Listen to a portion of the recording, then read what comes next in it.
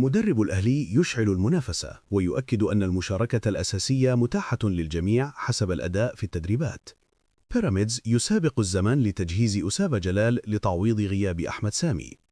جماهير الزمالك تدعم لاعبي بيراميدز لتعطيل الأهلي في سباق اللقب.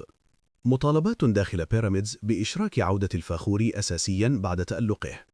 بيراميدز يرصد مكافآت كبيرة للفوز على الأهلي وعقوبات في حال الخسارة.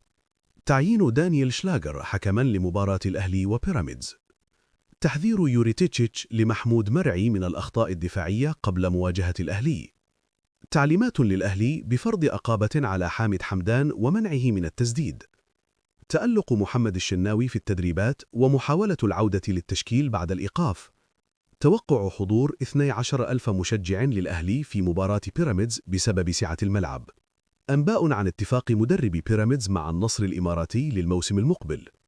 تحذيرات شديدة للاعبي الأهلي من عواقب الإخفاق مع وعود بمكافآت ضخمة حال التتويج. انتقادات إعلامية لجماهير الزمالك مقابل ثقة جماهير الأهلي في فريقها. معتمد جمال يطالب الزمالك بالتسجيل المبكر أمام إمبي وعدم الانشغال بالقمة. قلق جماهيري زمالكاوي قبل مواجهة إنبي ينفي التفاوض مع الأهلي لضم أقطاع عبد الله. محمود الخطيب يعود لقيادة اجتماعات مجلس إدارة الأهلي. قناة مودرن تعين أحمد جمال بدلاً من هاني حتحوت وتؤكد موقفها ضد الأهلي. تسريبات من لجنة الحكام بعدم رضا أوسكار رويز عن بعض القرارات التحكيمية الأخيرة. الأهلي يدرس منحى وليد صلاح الدين منصباً جديداً داخل النادي. نفي رسمي لبيان مزيف منسوب للأهلي بخصوص زيزو ووالده.